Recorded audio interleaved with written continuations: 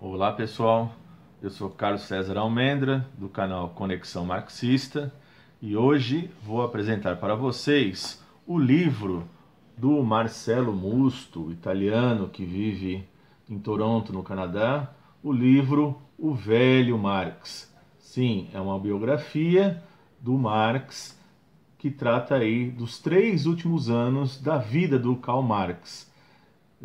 Um escrito muito interessante, muito importante, que mostra aí as realizações, os estudos, a troca de correspondências do Marx nos seus 3 últimos anos de vida. É isso que a gente vai ver logo após a vinheta.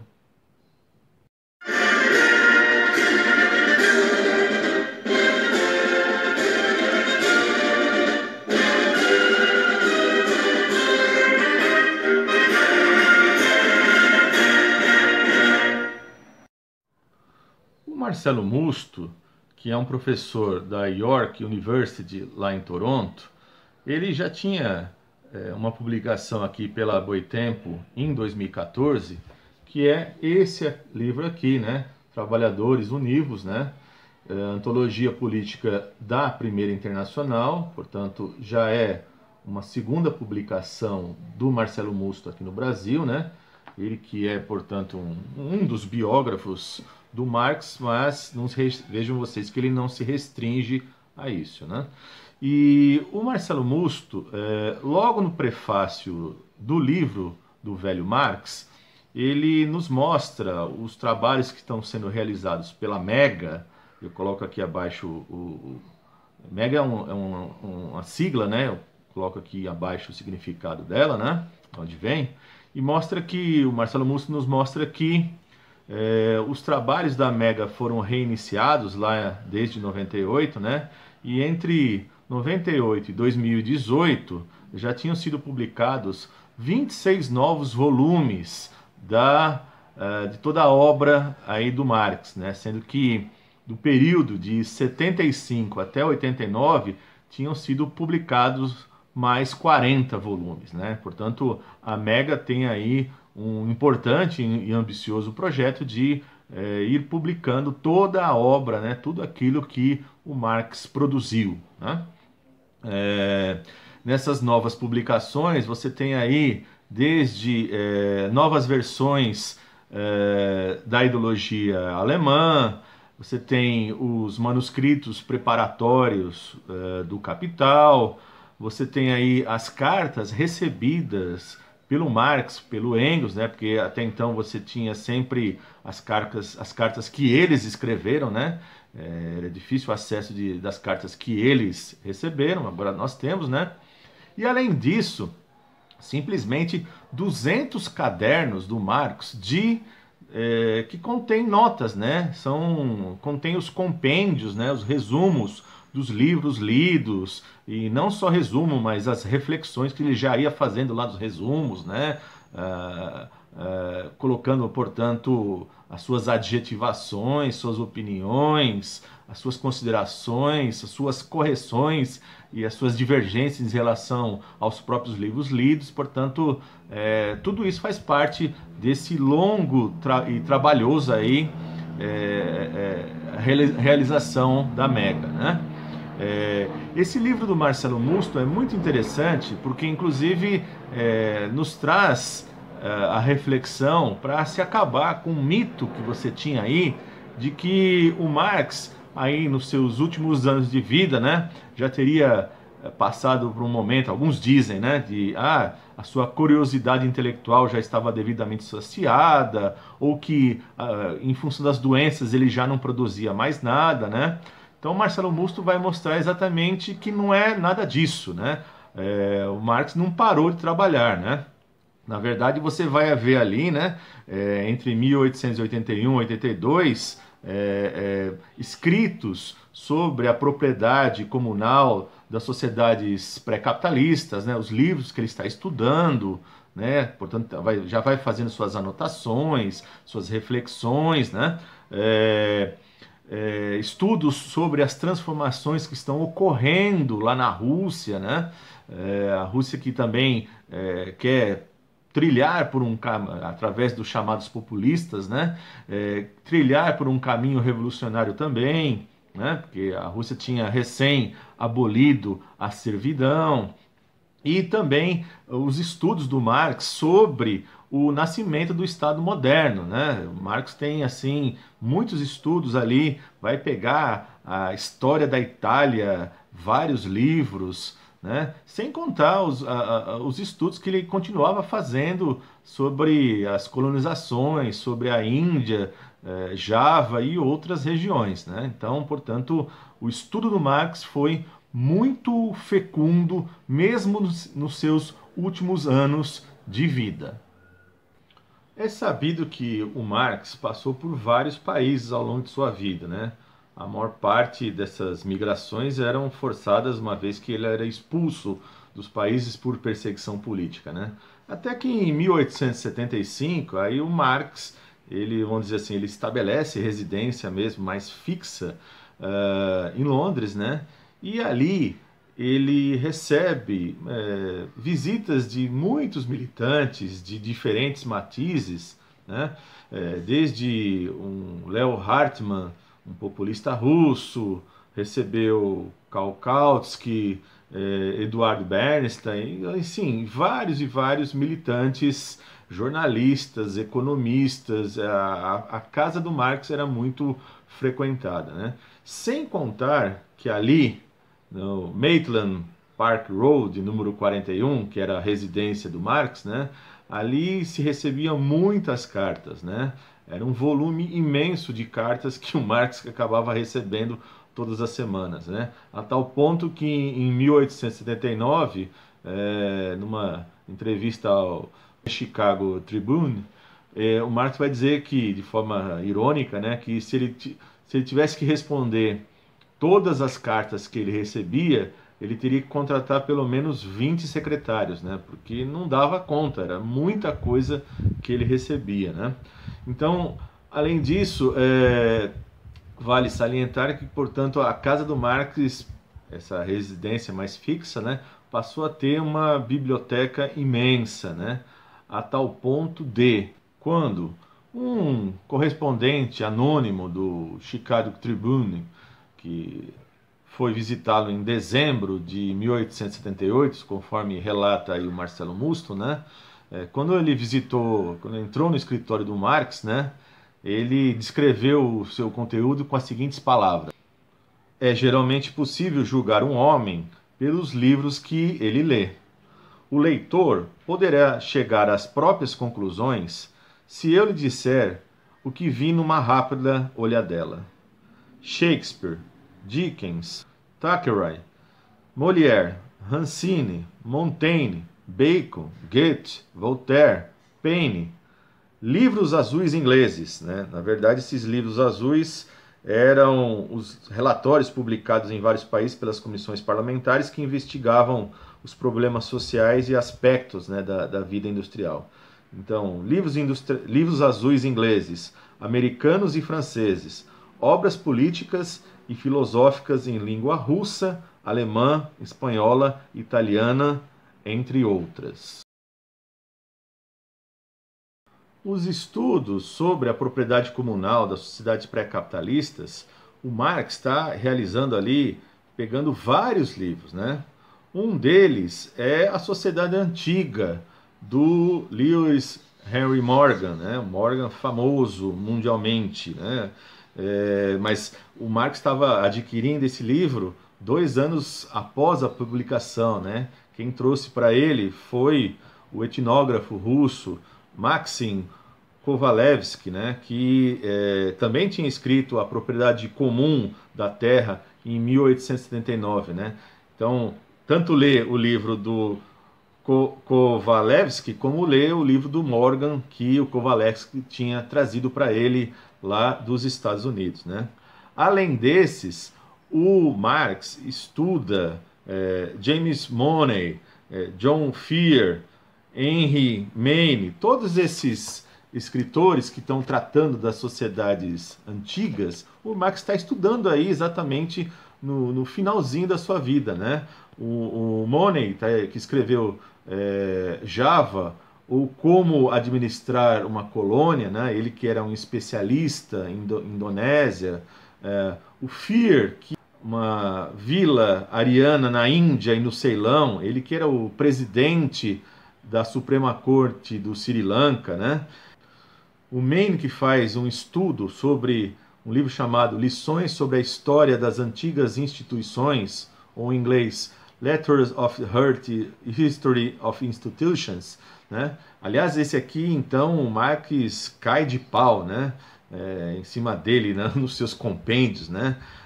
Diz que o Maine não consegue tirar a família patriarcal inglesa das suas análises, né? Diz que o Maine transfere a família patriarcal romana para a origem da própria história. Então, diz que, ou seja, é horrível os estudos que faz o Maine, né? Então, no caso do Maine, não, ele estuda, né, quer explicar a origem das instituições através dos seus pré-conceitos de família patriarcal, né? Marx chega a dizer o seguinte, né? Isso tá, o Marcelo Musto coloca uma frase do Marx, né? Dos seus compêndios. Diz o Marx: esse asno faz com que tudo tenha sido fundado pelas famílias privadas. Ainda em 1881, o Marx volta a estudar matemática, né? Começa inicialmente estudar álgebra, né? E depois ele migra para o estudo de cálculo, né? Tanto o cálculo diferencial quanto o cálculo integral. Porque, inclusive, ele vai relatar para o Engels, né, que lá nos Grundrisse ele tinha cometido alguns erros de cálculos, né? Por isso que ele volta com tudo para estudar a matemática, né? Então, sempre bom lembrar que os Grundrisse são os rascunhos do Capital, né? Isso é importante, porque tem gente que insiste em querer achar que os Grundrisse é melhor que o Capital, né? Olha, onde já se viu, né? O rascunho ser melhor que a obra final. Isso é um absurdo, mas vamos lá, né? Aliás, é muito interessante que o Marcelo Musso coloca que, inclusive, o Marx, para além dos estudos matemáticos que tinham ali no Capital a sua aplicação na economia, né? Quando o Marx está estudando a flutuação de preços, as leis principais das crises, né? Tudo isso é importante, é fundamental, o conhecimento próprio matemático, né?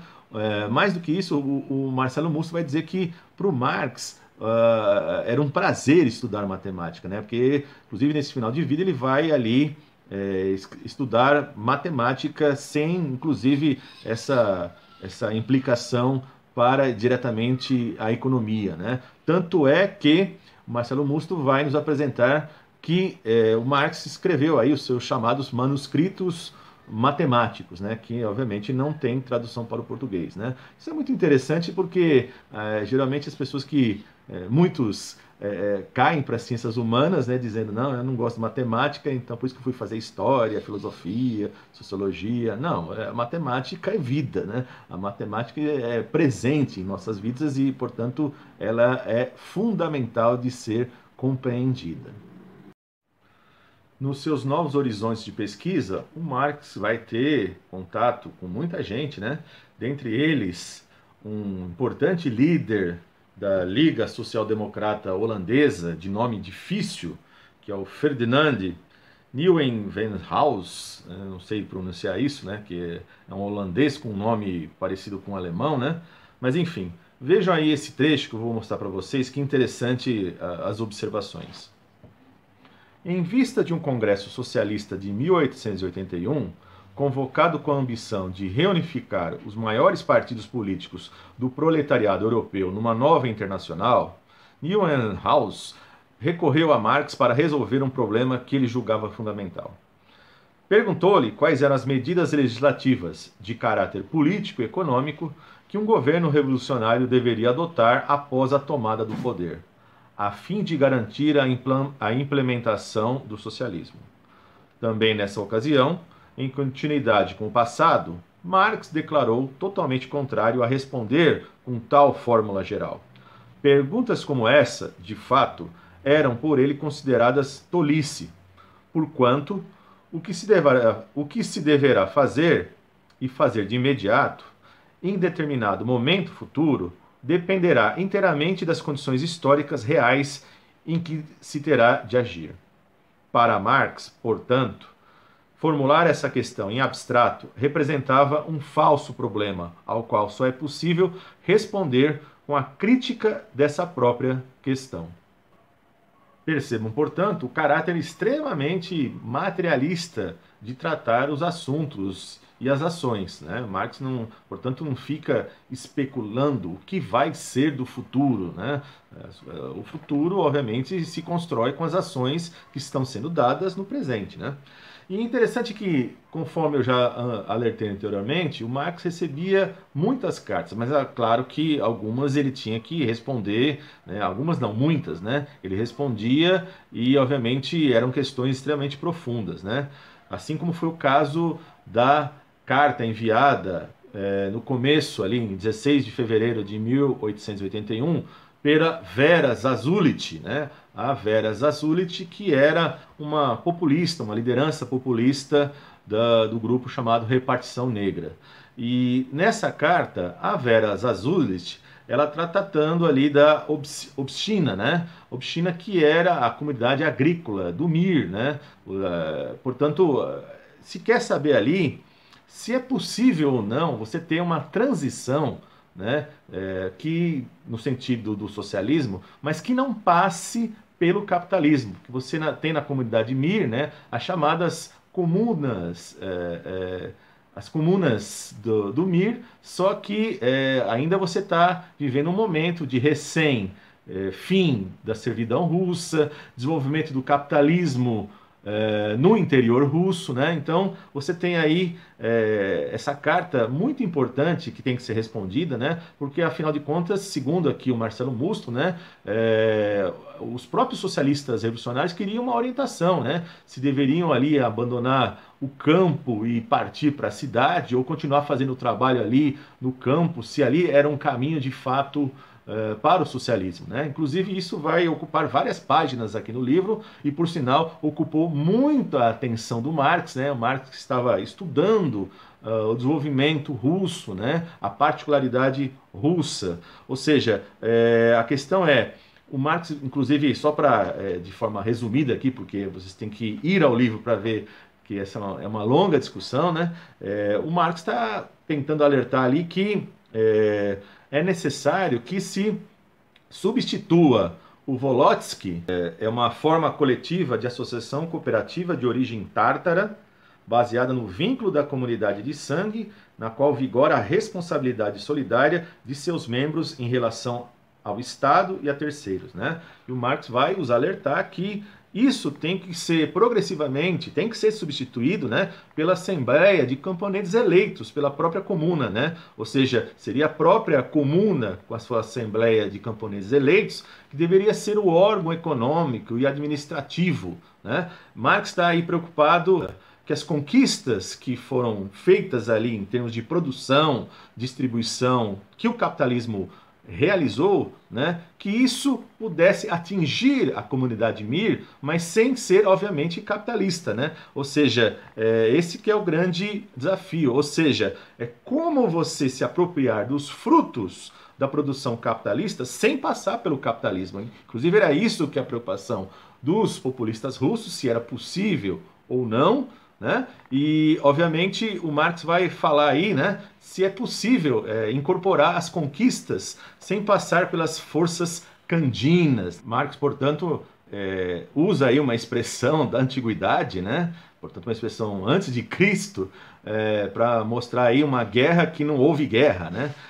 Portanto, o Marx está querendo mostrar, né, que nas suas cartas, né, nas cartas preliminares que ele escreve, reescreve, que uma coisa é você conversar com a pessoa ali, né, ao vivo, né, outra coisa é você ter que explicar uma coisa extremamente difícil através de cartas, né, e ainda mais por uma urgência que você tem ali. Imagina o que é vir uma carta da Rússia para a Inglaterra e depois você escrever a resposta ir de volta para a Rússia, então o processo era bem moroso, né?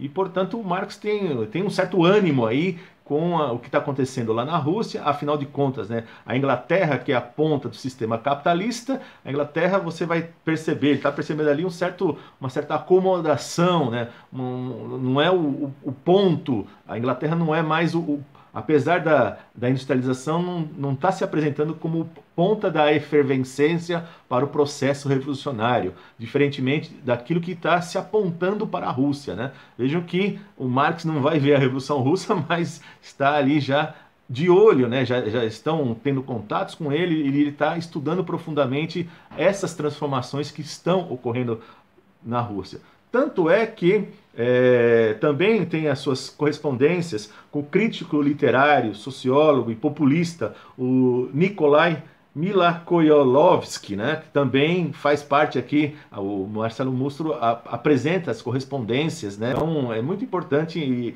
e acaba ocupando um capítulo inteiro aqui do livro, né, então vale a pena ser lido. Bem, não tinha como ficar de fora as doenças do Marx, né, que obviamente o assolaram aí nos últimos anos, né. Marx que teve pleurite, teve asma, bronquite, então a vida realmente desses últimos anos foi muito difícil. O Marcelo Musso também retrata isso no livro, né. Tanto é que ele também, junto com isso, vai mostrar a passagem do Marx, né, entre mais ou menos ali setembro, outubro de 1881 até fevereiro de 1882, quando ele vai para a França, depois vai para a Argélia, volta para a França, vai para a Suíça, né? Tudo isso em função até de recomendação médica, né? Porque à medida que avançava o outono e ia indo para o inverno, né? A Europa é extremamente fria, né? O Marx com bronquite, né? O médico recomenda que ele procure uma região mais quente, né? E aí, obviamente, a sua passagem, né? Ele vai para a Argélia, lá fica 72 dias, né? Na Argélia, ele, obviamente, não está diante da sua biblioteca, dos seus livros, né? Então, obviamente, aí fica um pouco comprometido a sua escrita, né? Mas, ao mesmo tempo, ele manda correspondências, né? Para os filhos, e essas correspondências agora, a Mega está se apropriando, e a ideia é publicar tudo isso, né? E já vai publicando algumas coisas, né? Tanto é que o Marx, nas suas observações, coloca lá que ele vê na Argélia pessoas que usam manto e conseguem ter toda uma elegância usando manto, ao mesmo tempo jogando cartas com pessoas de camisas surradas e rasgadas, né? Percebe também que na Argélia a polícia é reduzida ao mínimo necessário, né? Você só vê a presença da polícia quando você tem questões políticas muito explícitas. Caso contrário, você não vê quase a presença da polícia ali na Argélia, né? O que soaria um tanto quanto estranho para um europeu, né? Diz ele, né? Os europeus não perceberiam uma coisa dessa, né? E quando ele volta para a França, né? Por Marsella, depois vai lá, chega a Cannes, né? Em Cannes ele vai perceber que não tem nenhuma massa plebeia, né? Com exceção dos garçons em hotéis e cafés e serviçais que vêm ali do lumpen proletariado. Portanto, vejam que já no século XIX, Cannes já era uma cidade altamente elitista, né?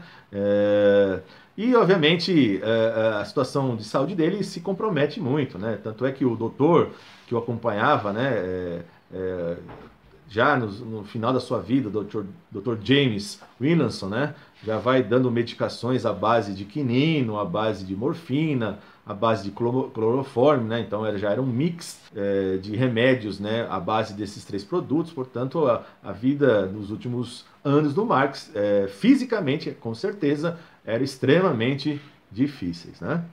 Mas enfim, é isso, gente. Fica aqui o convite para vocês lerem essa obra, né? Se debruçarem sobre essa obra do final da vida do Marx. Fica aqui o convite para a leitura desse instigante livro. Dê o joinha, comente aqui embaixo, inscreva-se no canal e a gente se vê no próximo vídeo. Um abraço a todos.